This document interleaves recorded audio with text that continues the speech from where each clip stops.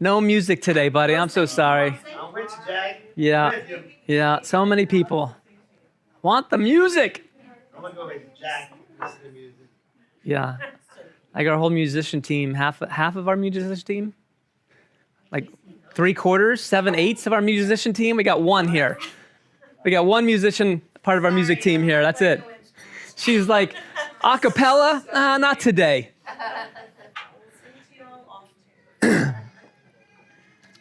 Yeah, see, look at that. Even the kids want it more than you. I haven't heard you crying. I'm about to start.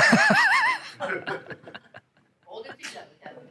Try it. All right, since Kevin's going to cry, then he can bring that emotion to prayer. Open us up with some prayer, Kevin. That would be great. Perfect. I'm happy we're all here today. We feel very blessed to be with you guys. I'm happy we're here at the fellowship. And let's hear the good word that Matt has for us. And look over us when we leave here today. And we go out and venture out and do different things in the community, or and just be with us this whole week. We ask your name. Amen. Amen. Yeah, lots of people are out of town or out today, doing stuff today. So last week was the beginning of a new series for us on heritage and identity. And one of the things that I wanted to talk about, I set up like this whole series of what we're going to talk about, but today I wanted to back up a little bit just for a quick second, because somebody asked me, how does this apply to us? Those are the people in the Old Testament, or the Tanakh, or the Torah, in Genesis. That was for a certain group of people. Well, why does that apply to us today? How is it our identity? How is it our heritage? And so we're going to do two things a little bit different. I'm going to do a little bit of a storytelling today, and a little bit less teaching. I'm going to try something just to see, what happens with that. But then the other thing is, before we begin with the story stuff, I just wanted to go back to the heritage. And so this is from Romans chapter 11, where the Apostle Paul is speaking to a synagogue in Rome, this group of Jews that are meeting, but also there are Gentiles that are part of this community. And he writes a letter to this community talking to them about a multitude of different things. And it's typically a letter that's very theological and a lot of times misunderstood. But specifically, I wanted to address, how is the heritage and identity important to us? And this is Paul speaking. And he says this: "And if some of the branches who were broken off, and you," and he's speaking to us Gentiles here, "you, being wild olive tree, have been grafted in among them and came to share the root and fatness of the olive tree. Do not boast against the branches. And if you boast, remember, you do not bear the root, but the root bears you. You shall then say, the branches were broken off that I might be grafted in. Good. By unbelief they were broken off, and you stand by belief. Do not be arrogant, but fear. For if Elohim did not spare the natural branches, he might not spare you either. See then the kindness and sharpness of the Elohim on those who fell sharpness, but toward you kindness. If you continue in this kindness, otherwise you also shall be cut off." A very difficult passage, but at the same time, what does it mean to be grafted in? Any farmers or anybody that works with trees or produce or anything like that? You take two different kinds of trees, or two different flavors, or two different. Have you done it before? Huh? Have you done it before? I watched somebody. You watched somebody do it? Okay, yeah. So you take basically two unrelated. Well, sometimes they can be unrelated, or you can actually sometimes take two different species and put them together. And how do you do that? You cut into the main branch. You cut into the main, not branch, the main root, right? The main, what is the trunk? Yeah, you cut into the trunk, and you literally put this wild branch in, and somehow it grafts itself together and becomes a part of the tree. And where does it get its nutrients from? The roots, but I don't know if people are aware that the citrus down here, orange trees, there's a stronger kind of plant with thorns on it. And the good orange tree is grafted into that plant because that plant is stronger.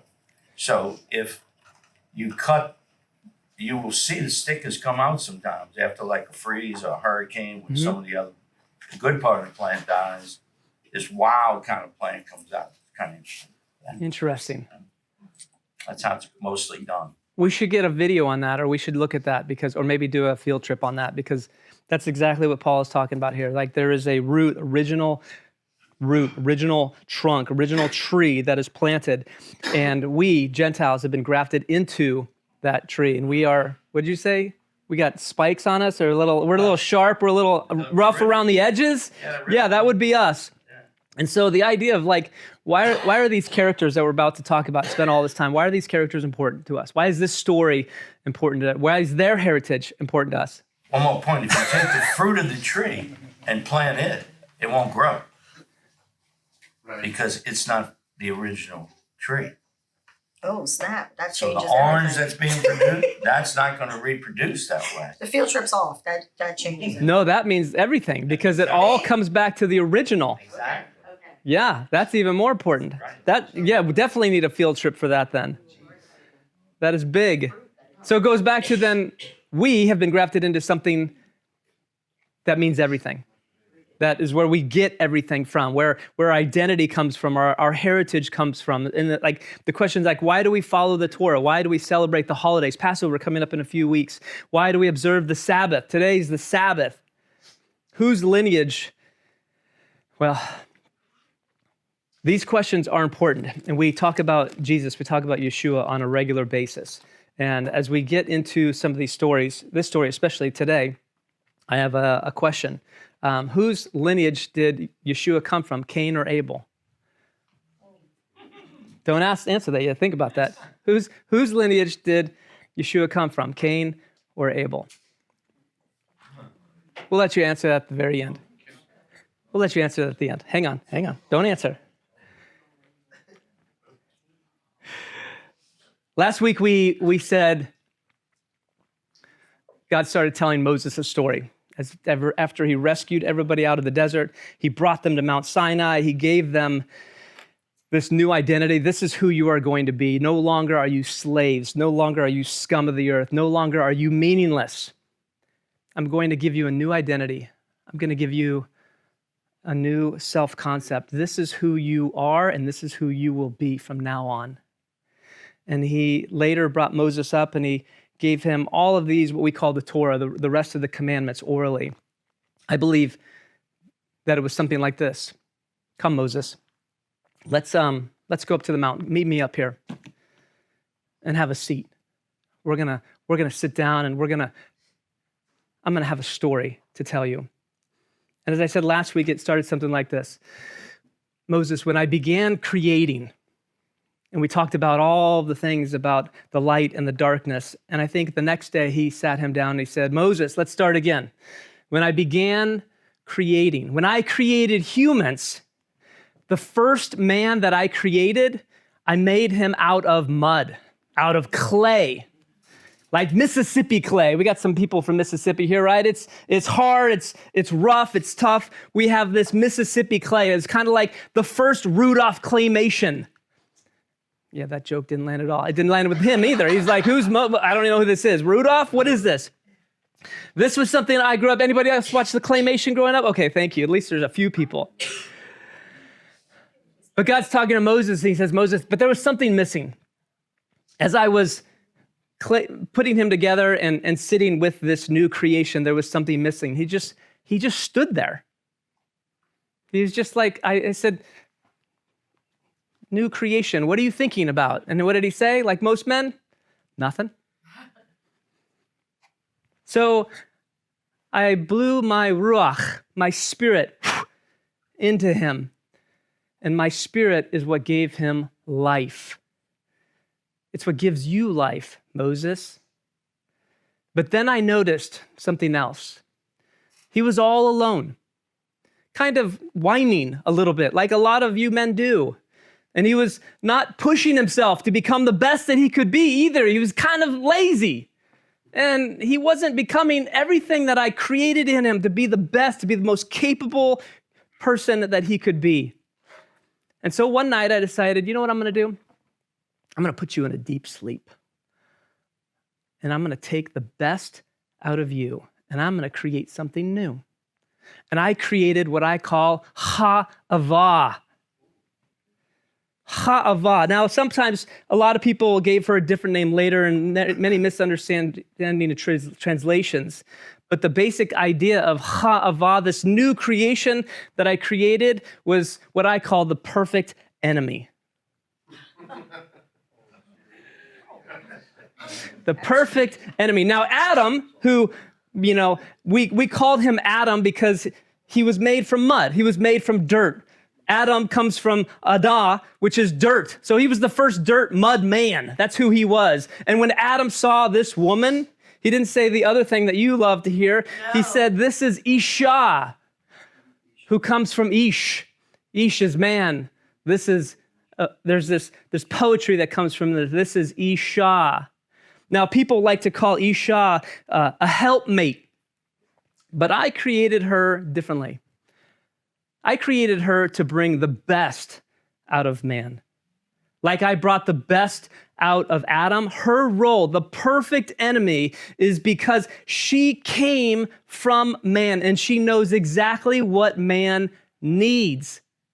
Isha, woman, is to bring the best out of their men. That's why she's the perfect enemy. Because the man can't say, well, that's not what I'm thinking, and that's not what I do. And she's like, no, I know what you need. Sometimes it's that, right? Sometimes it's a little kick in the pants. Sometimes it's what we need. And as men, we think, gosh, you're such an enemy. She says, thank you, because that's how I was created to be. Then these two, they had kids. I probably should have given them a little bit more advice than I did before they had these kids. I should have instructed them a little bit more, because the kids that they had, man, they were so different. And Moses, if you know, like you've had kids, like not every kid is the same. They are different. They have different personalities. They have different desires. They have different characteristics. They have different temperaments. Boy, were these two very much like that. One kid, the oldest kid, he was a rule follower, this kid. Let me tell you, like you ask him to do something, he was going to do it. And he just wanted to make sure that all the rules were followed. And he would get mad if somebody like put something out of place or didn't do it the right way. Like he was such the rule follower. But as he grew, I started to notice that the rules became more important than the relationships. And then the rules became just rote. They didn't really mean anything. They were just rules that he had to do. And they they kind of made him lose heart. And everything just became about rules and doing this and doing that. And then it was just about actions. Now his younger brother, totally different. His younger brother, well, let's just say he was not great at rules. He was the messy one. He was the second child. He kind of like had his own way of doing things. And he was all about heart. Everything that he did, he would just put his heart into everything. He was willing to jump off anything just to do whatever, because he was like, this could feel good, or this looks good, or this looks fun. And so everything that he did, just love poured out of this kid. And one day, they brought me a gift. Because that was kind of normal. That was part of the life, that they would bring me these gifts and they would do these things. And so one day we were having this celebration and they both brought me a gift. And Cain, being the rule follower, well, he was just following the rules. He brought something because it was on the spreadsheet. He brought something because it was on his to-do list. He brought something because, it was just another task, almost like a burden for the day. So before he left work, he looked what was around, what can I bring? And I'll just bring this. I'll grab that. These things will be fine. It's just what I have to do. So I'm going to bring these things today. Abel, on the other hand, man, he was beyond thoughtful. He was someone who pays attention to what everybody likes. He knows your desires, and he loves to make sure that, like, well, I know that she would like this, so I'm going to go find this so that I can bring it to her because that's exactly what she wants. And when she gets it, she's going to light up because she loves this. And Abel was this thoughtful kid who just loved to bring joy to people by what he brought. And man, he brought me this smoked brisket and lamb. Whew! It smelled so good. Like, it brought this giant smile to my face. I mean, the smell of this brisket was awesome. I couldn't believe how good it smelled. But you know who didn't like that? His brother. And I could see it. I could see it on his face. So I went and I spoke to him. And I said, I can see that you're angry. I can see that your ego is crushed in this moment. I can see that your brother got all this attention because of what he did, and you really didn't put much into this. And I can see the jealousy growing inside of you. But here's the thing, Cain. You have control of what happens next. You can't control what other people do. You can't control of other things that happen outside of you. But you can control what you do. So please think of that. Unfortunately, Cain didn't listen to my warning. The ground, which I created, cried out to me because there was blood in it. So I confronted Cain. I said, Cain, where's your brother? Sorry, bro. Cried out from the back row. And here's the thing. When I confronted Cain, he didn't even deny it. He just said, I'm not responsible for my brother. It's not my job to care for him. Moses, what do I do? What should I do at this point, Moses? What's going through your mind? And you hear this. What am I supposed to do? Because Moses, there are consequences to actions. So I had to banish him. And it was hard because I loved him just as much as his parents loved him. It was the hardest thing that I had to do to this point. But what he did was unacceptable. So I sent him away. But before I did, I marked him. I marked him for protection, that nothing would harm him. That I sent him away. I made sure that he had what was needed so that he would be protected. And whatever was out there, though he could never come back, I made sure he was taken care of.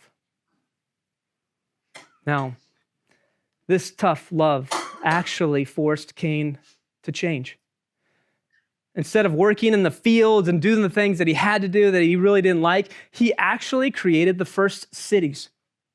He created a city, and he had these children, and his grandchildren were some of the children who created musical instruments. They created music. They also had other grandchildren that created iron and copper to build things and to do creative things with. He actually had this great life after he was banished. His life was changed because of it. His parents, though, man, their hearts were broken. The guilt, the shame, the regret, pain, agony of losing 2 children, it almost destroyed their relationship. Until many years later, they had another child. They named him Seth. And it is through this son, Moses, it is through this lineage that the heritage in which you come from comes from this child. It's through this child that I will build my people who will know me, who will yada me, and fully want to follow me with every fiber within them. Seth had a child as well. His son, he named him Enosh. Oddly enough, Enosh means man. So I'll end this chapter today, Moses, with this. What I started with was man, and I'll end with man. Except one caveat, one thing that I'll end with differently. This man, of all of my creation previous to this, he was the first one to call me by name. He was the first one to say, you are Yod-He Vav-He. You and I have such a relationship that I can call you by name, your personal name. So, just like the kids' book, Goodnight Moon, we'll end with Goodnight Moses. And we'll pick up this story tomorrow.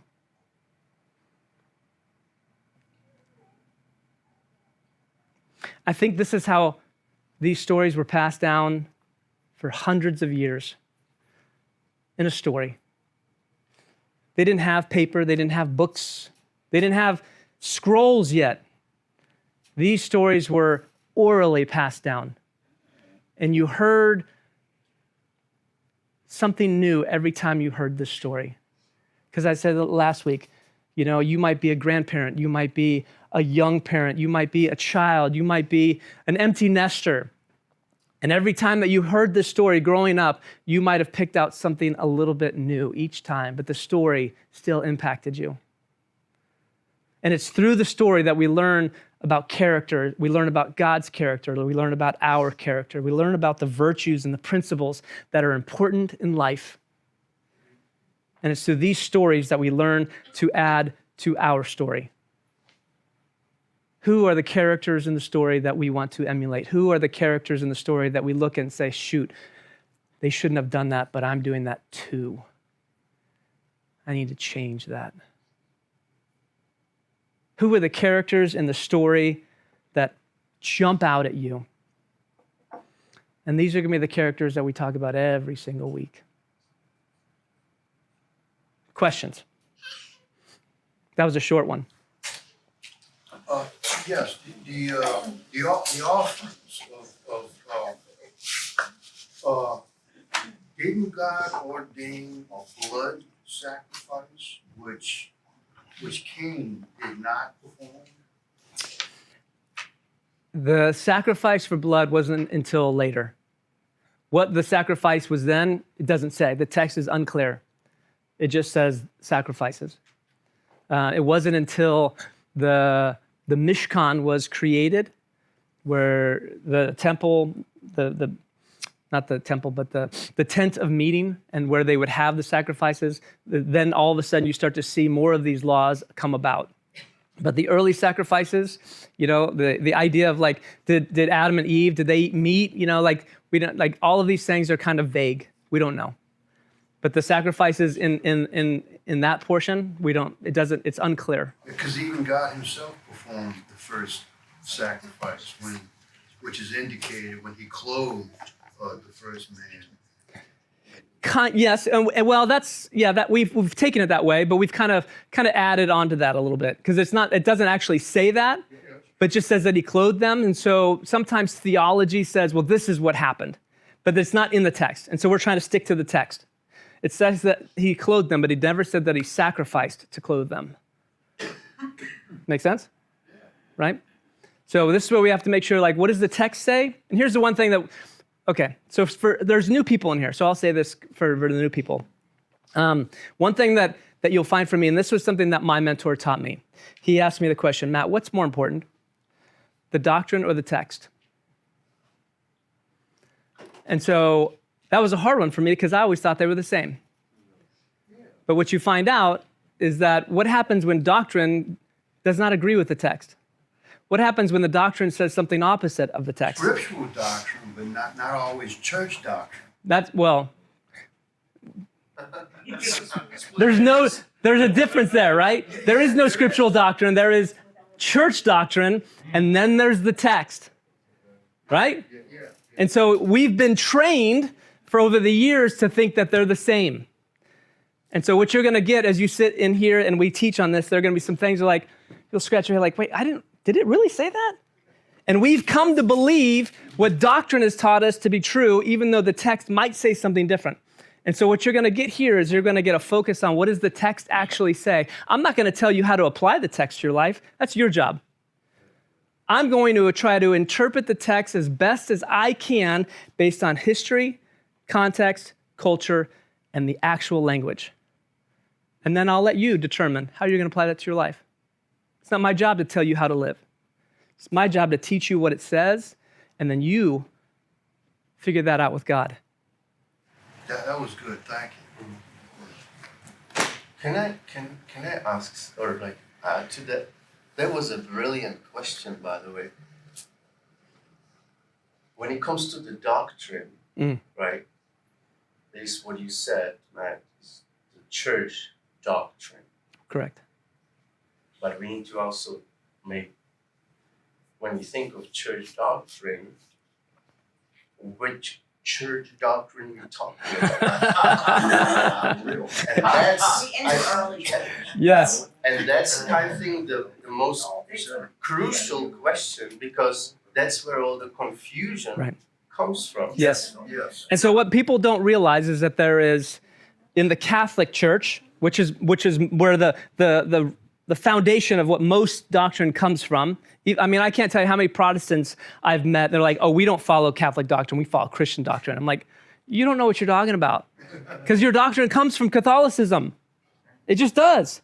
Yeah. Now, what has happened since then is even within the Catholic Church, you have how many denominations that people don't even know?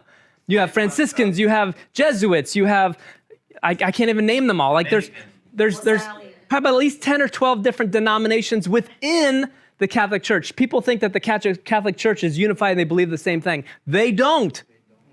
They don't believe the same things within their own denomination. And then you go to the Protestant church after Luther, and we're like, well, we're Protestants, we're Christians. Did you know there's 48,000 Christian denominations? 48,000. Because I don't like the comma that you put in that text, and I think you're wrong, so you're going to hell. Literally. I don't agree with your interpretation, so you're going to hell. Well, which of the one of the 48,921, is correct? And so one of the things, and that's why we spent so much time on the Sermon on the Mount last year, over a year, talking about this, is for the gathering. Yeshua said, you will be known by your fruit. He didn't say you will be known if you correctly interpret my words. He didn't say you would be known if you lived out the correct doctrines of all the teachers before you, the sages or the prophets, or anybody. He said you will be known by your fruit, how you live this stuff out. So for the gathering, that means my job is to teach you what it says, and then you live it out. And you will be known by your fruit.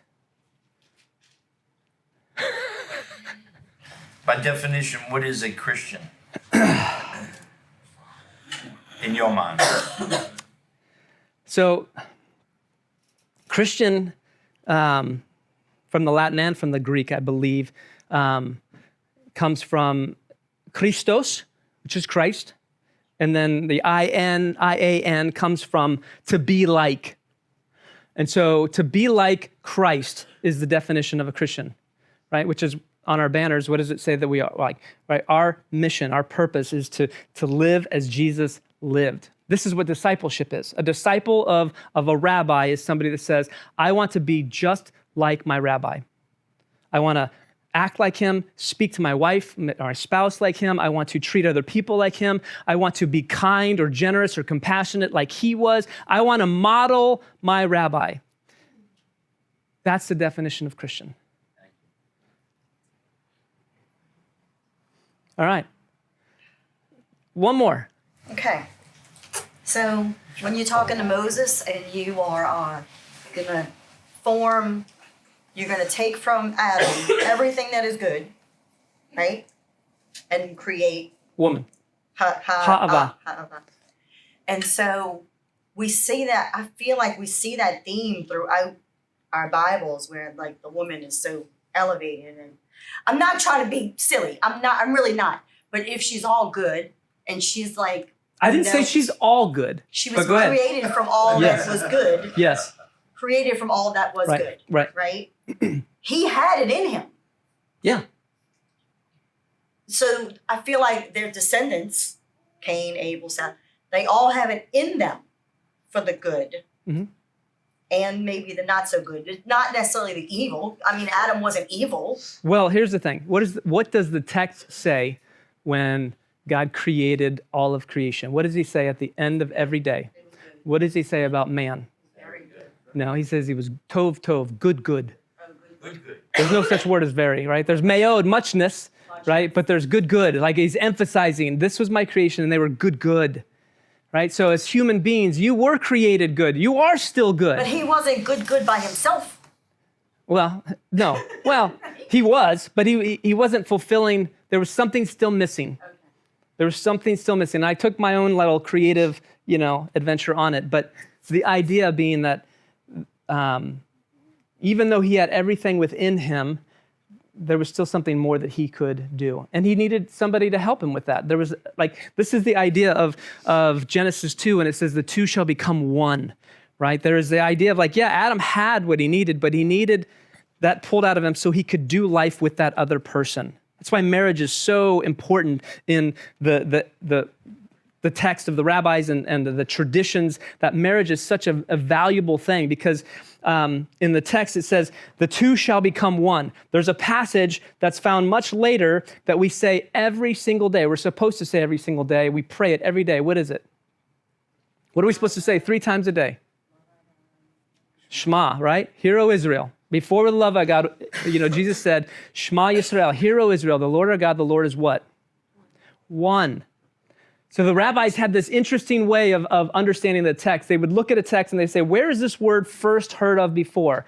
Where do we find this idea of oneness, right? Here, the Lord our God, the Lord is echad, one. Where have I heard that before?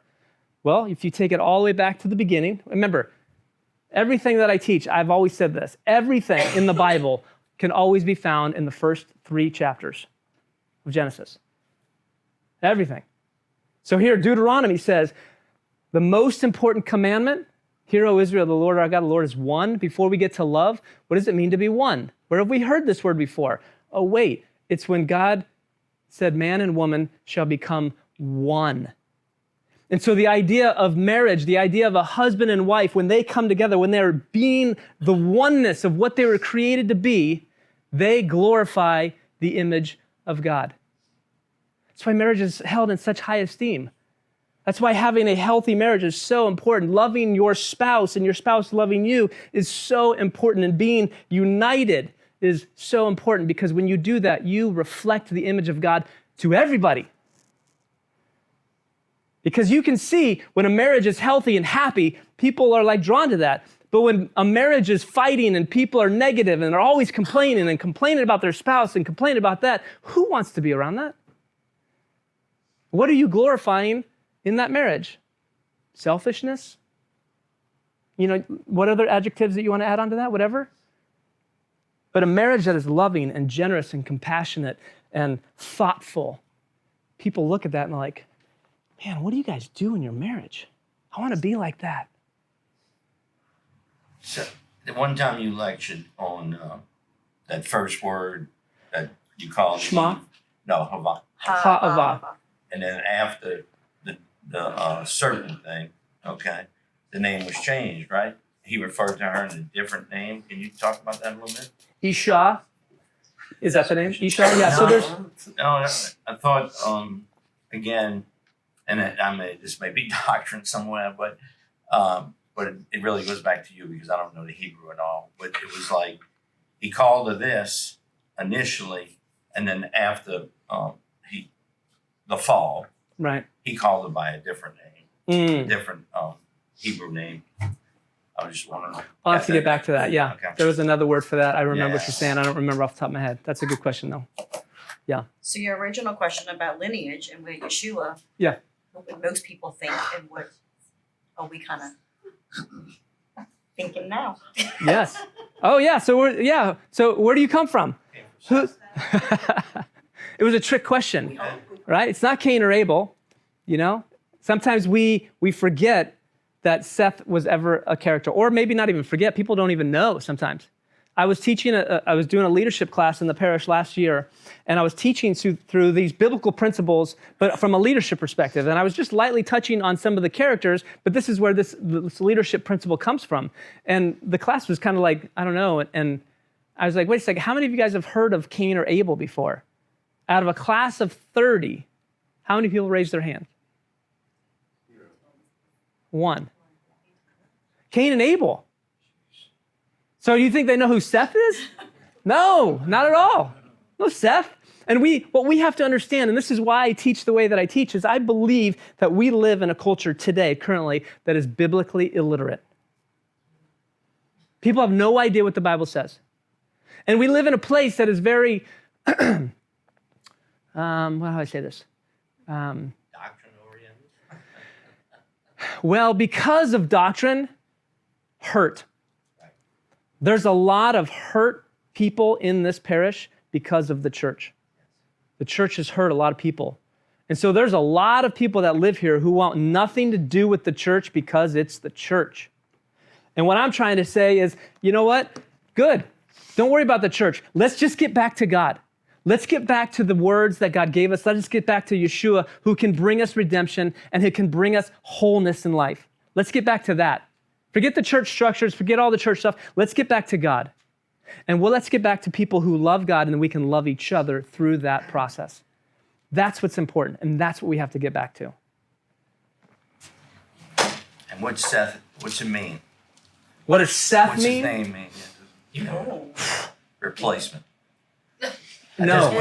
We No, just, it doesn't mean replacement. Okay, so we studied this in a doctrine-oriented Bible study recently, and somebody took the names, each one, Seth, Enos, what they meant, and ran it down. New hope. Yeah. I like them It's close to that. It's close to a new hope, yeah. Replacement. I have the actual translation in my notes. Well, it sticks because Solomon, what does that name mean, right? You had preached on that one time. That also means Oh, appointed? Designated, yes. Yes, appointed or designated. Basically, you're the new hope. I'm designating you as the new hope for humanity right here. You are Seth. It does say a replacement for Abel. So Doc is right. There it is. All right. Anything else? This was a little bit different today. I tried the story. What did you think about the story? Like, did you follow that? It was, okay, so that's my goal for all of these characters. I want to teach it in a way that's a story so that you leave here. What's your homework? What's your homework? It's the same homework, Kim. Oh, go out and do. Recall. Recall. Within 24 to 48 hours, recall. Talk about this story with somebody else. Could be in this room. It could be the people who aren't here. Like, tell them the story that you heard today. That's what I really want you to do. Go tell them, see how well you heard the story orally, see if you can pass that story on. It was a very short story. It only took me 15 minutes, right? It's like the telephone game. The whole Bible. It is. But it is like the telephone game. How well did you listen? Right? What stood out? What hit you? And emphasize that with somebody else. So, Shabbat Shalom. Enjoy your day. Enjoy your Sabbath. Man, did the fog burn off? Okay, so it should be beautiful outside. So please, enjoy the day that God has given us. Enjoy, laugh, play, have fun. Praise God through what we're doing today. So, Shabbat Shalom. Have a great one.